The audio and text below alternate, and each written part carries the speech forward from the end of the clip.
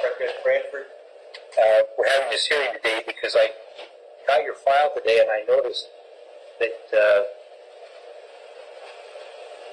frankly, I listened to the transcript of the arraignment or a portion of it, and I need to address the attorney issue with you today.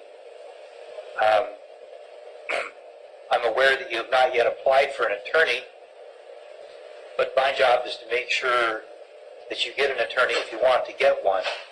Have you made a decision about either trying to hire an attorney or applying for a court-appointed attorney? Yeah, I do not wish to have an attorney or legal counsel represent me. Okay. Now, Mr. Walker, you have the right to make that decision, but I've got an affirmative duty to tell you some things to make sure you know them before I accept that decision, so please hear me out. And the message is essentially this: you can't raise a defense to a criminal charge unless you know you have it. People can have a factual defense to a legal charge and not know it. And they can also have a legal defense to a charge and not know it.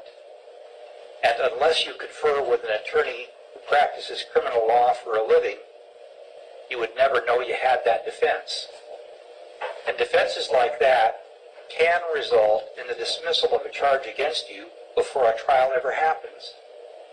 It could also result in a verdict in your favor at the trial, and so it could help you either before a trial or during a trial to get a charge dismissed. But I know that you would never know you had a legal defense if you don't have a lawyer. And in terms of factual offenses, you might be aware of some defenses you have, but I doubt that you would be aware of all of them. And so there's a huge risk in trying to act as your own lawyer. And an example that I use frequently with people is this: I'm a lousy mechanic. Now, I own my truck, and I've got a right to work on it. But if I work on my engine or my transmission, it won't run, and nobody should pay me $1 for it because it wouldn't be worth it. I do a lousy job. I'm also a lousy builder. If I try to build a doghouse, it wouldn't be square, it wouldn't be plumb, and it would leak. Nobody ought to buy a doghouse if I build it for them. If you're as bad a lawyer as I am a mechanic or a builder, then you're doing yourself a real disservice not to have an attorney help you in this case. Well, I'm definitely not trying to do it myself a disservice, but I'm just trying to figure out what you guys need to be able to settle and close this case. Okay, and of course I don't need anything. I'm the judge. My job is simply to act as kind of a referee in this matter. The state has charged you with a couple crimes, and my job is to make sure you get a fair trial and that the process is fair. And like one of the absolute first things is trying to make sure that people can get an attorney if they want to get one, because it's so crucial to help a person. And so that's why I've asked for this hearing today, because you and I haven't had a chance to talk yet, and I want to make sure it's okay if you don't have a lawyer, but I need to make sure you understand how risky it is to be your own lawyer. Well, I pretty much know the risk of not hiring or, asking for a court-appointed attorney, and to my knowledge, I'm aware that this matter has been settled and discharged on my end. Okay. And that may be a feeling you have, but as long as the state until the state files a motion to dismiss the case, it's still pending here with the court. And so when it's pending with the court, I have an obligation to get the case set for trial. And if we do that, again, I'm trying to make sure you have competent help in the form of an attorney who specializes in criminal law to help you defend the case if you want to get an attorney. Well, while I'm incarcerated, there's no help I can get. I mean, there's people I know on the the streets, that I can come in contact with that can help me with this sort of counsel, but not while I'm in here because I don't have the means of funds to contact these people and get that sort of legal advice I would need to go through trial. Well, Mr. McCrum has a number of clients in and out of custody, and he and other lawyers go to the jail almost daily to try to help people who are in jail. And so I appreciate the fact you can't go find somebody on your own when you're in jail, but that's one of the things an attorney can help do, is to try to get in touch with witnesses you have to get them to help you. So right there is a distinct advantage that he would have in terms of helping you prepare to defend the case. So, well, with all due respect, Mr. Branford, I do not wish to seek legal counsel from a court-appointed attorney or hire an attorney. All right. And have you understood what I've explained about the risks of trying to be your own lawyer? I know the risk, yes, sir. All right. And Mr. Walker, I'm not trying to insult you, but can you tell me how far did you go in school? The 11th grade. Okay. And then I pretty much dropped myself out to take care of my niece. Okay. All right. Well, and actually, I believe that through the public schooling system, I wouldn't learn as much as I could, researching and learning under somebody that has actually practiced law or learned it. And I don't believe the public school system is adequate enough to teach of all of the law that is to be understood. I couldn't agree with you more. I mean, that's exactly the point. I didn't learn how to be a doctor in high school either, and I didn't learn how to be a mechanic in high school. I mean, high school doesn't have the ability to teach people those things. And so, I mean, that's kind of exactly the point I'm trying to make sure you understand. You can be your own lawyer if you want to, as long as it's an intelligent and voluntary decision on your part. I'm just trying to make sure you understand that without the training you just said you don't have, you're at a real disadvantage trying to defend yourself as opposed to having an attorney who practices criminal law 5 days a week. Well, I definitely appreciate you, trying to get the understanding to me about what's the necessity of having an attorney, but as I stated before, if I were to be released, I would definitely go to court. I mean, I'd really like this matter just to be resolved out of court, which most all matters can be resolved out of court. And if I was able to be released, I mean, I would be able to get my job back, and I would be able to have sufficient means to, prepare for whatever needs to be prepared for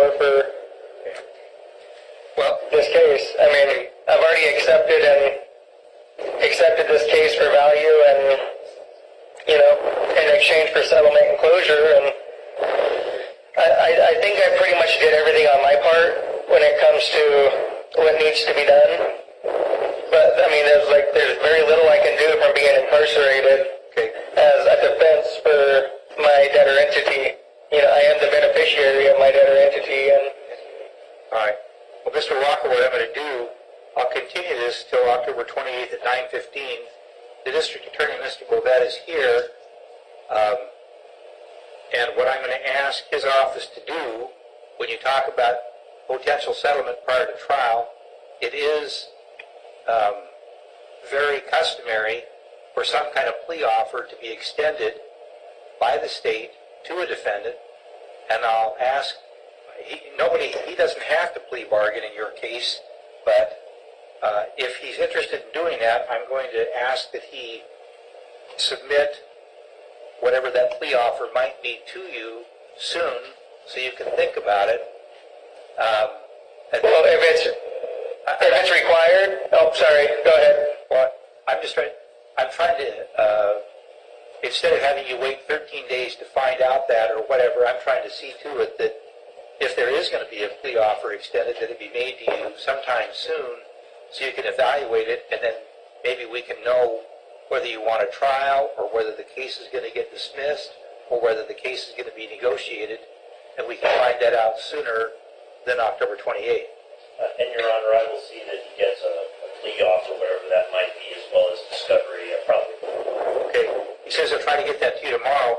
The other thing, Mr. Walker, is it's important that you not talk to anybody in jail about your situation, because anybody that you talk to in there could become a witness against you, either by saying what you told them or by lying and telling the police you had said something you didn't say. So you run the risk that somebody you're talking to in jail could become a witness against you in a trial. So I've tried to caution you to keep the right to remain silent while you're in there. Okay? Yeah, I was going to say, if it's necessary to settle and close the case on your part, I am willing to plead guilty for my debtor entity, so that I, the man, can be released and go home to my family and my job and, continue my livelihood. Well, do this. Mr. Bovet says he's going to get an offer to you tomorrow. I don't know what that'll be. If you're interested in that offer, please use the kite system in the jail. I think that's what they call it. When you send a written message to somebody, the written message could be to me or to the DA that says, maybe it should go to the DA so they know, maybe with a copy of me, so that I know what your answer is, and then we can try to schedule this case sooner than October 28th. Did you receive a letter filed yesterday? There's a notice that I received from Laura Laverne Weaver on October 11th, so I've received that. And not one yesterday yet? I spoke to court clerk earlier, Lynette, and she said that the letter filed yesterday was filed and processed, and she told me today at 11:05 that it was in front of you. Okay, I don't know. I haven't seen another letter, but I'm sure it'll get to me. It takes a while to process all the paper that comes in and get it to the right place, so maybe I'll see it later today or tomorrow. I don't know, but... Well, I was really hoping that would have been witnessed by you guys and discussed by you guys before this hearing. Well, I don't talk to Mr. Bovet or anybody from their office about your case unless you are present. I'm prohibited from doing that, so there's no conversation between anybody in the DA's office and me about your case unless you're sitting here listening to it. Okay? So there's no private discussions going on. Oh, I wasn't concerned about that. I was just concerned about you having the letter, as Lynette told me that you had it. Well, I'm sure I'll get it. I have only the one letter so far that I've seen. So I'm sure they'll send it to me, but I don't have it right now. Anyway, I'll look forward to hearing from you within a day or two, perhaps, and then we'll go from there. Okay? Thank you, Mr. Ramford. Thank you. Okay. Set up the site. Okay. Are we still connected? No, better.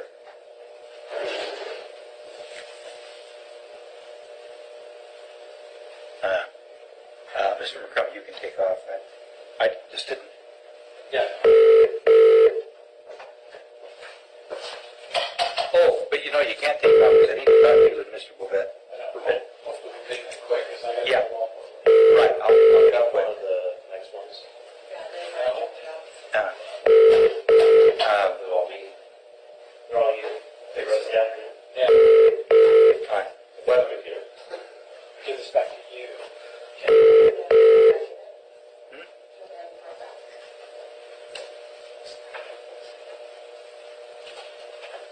I need to.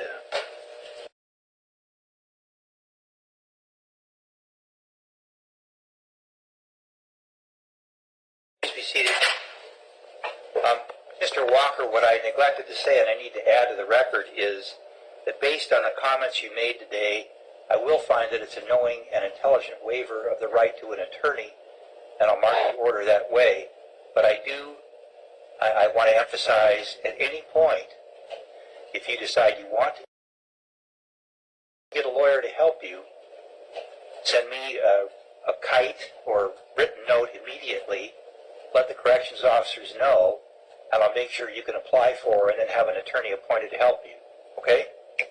Again, I respectfully disagree for having an attorney, and I know the situation of having an attorney and not having an attorney, and again, I just request that you guys review the documents that have been filed and settle and close the case, you know? All right. Okay. Thank you. Then that's all we need to talk about then today, and you'll get the offer apparently tomorrow or the next day. Okay? Thank you. Okay, Denise, there was one small change in the Chapman judgment.